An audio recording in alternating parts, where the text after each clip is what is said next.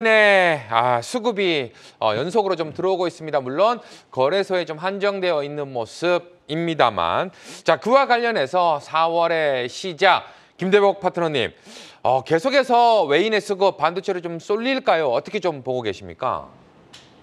글쎄, 현재 시장 흐름은 뭐 글로벌 큰 그림으로만 보면 AI 혁명이 일어나고 나서 AI 때문에 반도체 수요가 계속 일어나는 건 사실인 것 같고요.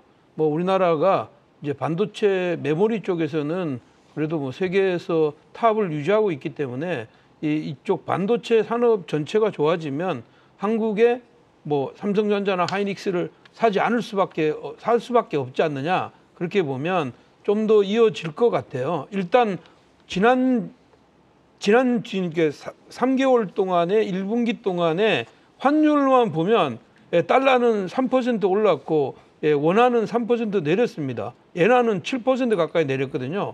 그런데 지금 이제 가만히 와서 지금 보면 환전해가지고 가만히 있는 입장에서 보면 삼성전자나 뭐 다른 걸 샀을 때 주가를 전체적으로 지수로만 보면 환율 따지고 나면 남는 게 없는데 왜 지금 현재 계속 살까? 이것은 결국은 뭐 삼성전자의 어떤 실적이나 이런 것들이 향후에 어떻게 보면 우리가 생각하는 뭐 1, 2개월 이 말고 6개월에서 뭐 1년 이상으로 볼 때 계속 우상향할 것이다, 이런 생각이 나는 지배적이다. 그래서 지수 코스피에서 5일 연속으로 샀지만 삼성전자는 10일 연속으로 샀고, 오늘도 전체 규모보다는 삼성전자에 베팅하는 어떤 규모가 컸다는 점을 감안하면 이쪽에 반도체 쪽으로의 어떤 매수세는 지속될 것 같아, 이렇게 보고, 그러면 반도체로 지속되는 이 동안에 그 주가의 어떤 차별화, 종목별 섹터별 차별화도 동시에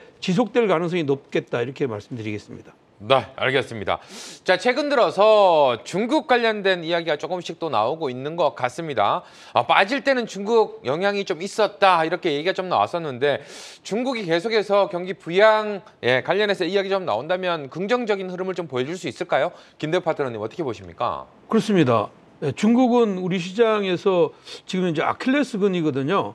사실 지금은 3월 달 수출 발표가 있었는데 중국 쪽으로 가는 것들은 전부 아직까지 회복이 안 됩니다. 근데 이제 지금 전날하고 오늘 중요한 지표들이 나왔습니다. 중국의 이제 PMI 지표인데, 이 PMI 지표, 제조업 PMI 지표는 국가에서 발표하는 제조업 PMI 지수가 6개월 만에 50 이상으로 나왔거든요. 6개월 만에 50 이상으로 나왔다는 것은 6개월 동안에는 수축 국면에 있다가 지금 이제 다시 확장 국면으로 들어왔다는 얘기인데, 그것은 중국의 어떻게 보면 부양책이 일정 부분 반영됐다, 이렇게 볼 수가 있고, 오늘 이제 지금 또 소형 PMI 지수가 발표됐는데 51.1로 예상치에 근접하는 자리가 나왔단 말이에요. 그렇다면 이것은 결국은 중국의 경기가 살아난다, 이런 얘기이고, 우리는 대중국 수출의 어떤 적자에서 중국 경기가 살아나면 일단은 우리가 보면 시크리컬한 종목,